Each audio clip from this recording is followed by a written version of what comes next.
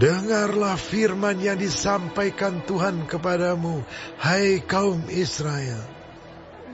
Beginilah firman Tuhan. Janganlah biasakan dirimu dengan tingkah langkah bangsa-bangsa. Janganlah gentar terhadap tanda-tanda di langit, sekalipun bangsa-bangsa gentar terhadapnya. Sebab yang disegani bangsa-bangsa adalah kesia-siaan. Bukankah berhala itu pohon kayu yang ditebang orang dari hutan, yang dikerjakan dengan pahat oleh tangan tukang kayu? Orang memperindah-Nya dengan emas dan perak. Orang memperkuatnya dengan paku dan palu, supaya jangan goyang. Berhala itu sama seperti orang-orangan di kebun mentimun, tidak dapat berbicara. Orang harus mengangkatnya, sebab tidak dapat melangkah. Janganlah takut kepadanya, sebab berhala itu tidak dapat berbuat jahat, dan berbuat baik pun tidak dapat. Tidak ada yang sama seperti Engkau, ya Tuhan. Engkau besar, dan namamu besar oleh keperkasaan. Siapakah yang tidak takut kepadamu, ya Raja bangsa-bangsa? Sungguh, kepadamulah seharusnya sikap yang demikian.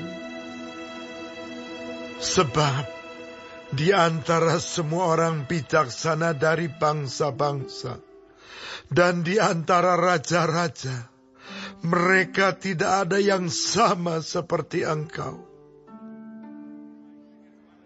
Berhala itu semuanya bodoh dan dungu. Petunjuk dewa itu sia-sia, karena ia hanya kayu belaka. Perak kepingan dibawa dari Tarsis, dan emas dari Ufas. Berhala itu buatan tukang, dan buatan tangan pandai emas. Pakaiannya dari kain ungu tua, dan kain ungu muda. Semuanya buatan orang-orang ahli. Tetapi Tuhan adalah Allah yang benar. Dialah Allah yang hidup, Raja yang kekal. Bumi goncang karena murkanya, dan bangsa-bangsa tidak tahan akan geramnya.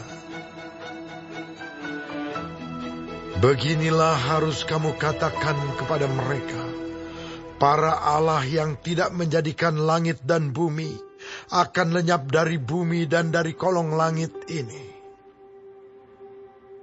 Tuhanlah yang menjadikan bumi dengan kekuatannya, yang menegakkan dunia dengan kebijaksanaannya, dan yang membentangkan langit dengan akal budinya.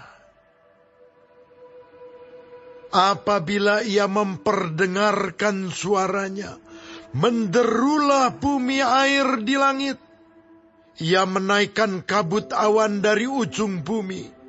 Ia membuat kilat serta dengan hujan, dan mengeluarkan angin dari perbendaharaannya. Setiap manusia ternyata bodoh, tidak berpengetahuan. Dan setiap pandai emas menjadi malu karena patung buatannya. Sebab patung tuangannya itu adalah tipu, tidak ada nyawa di dalamnya.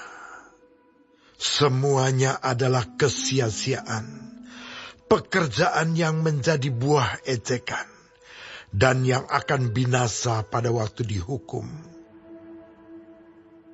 Tidaklah begitu dia yang menjadi bagian Yakub, sebab dialah yang membentuk segala-galanya, dan Israel adalah suku miliknya. Namanya ialah Tuhan semesta alam. Angkutlah barang-barangmu dari negeri ini, hai orang-orang yang berada dalam pengepungan. Sebab beginilah firman Tuhan. Sesungguhnya, sekali ini aku akan melemparkan penduduk negeri ini, dan aku akan menyesakkan mereka, supaya mereka merasakannya. Celakalah aku karena penyakitku, lukaku tidak tersembuhkan. Aku berpikir, inilah suatu kepedihan yang harus kutanggung.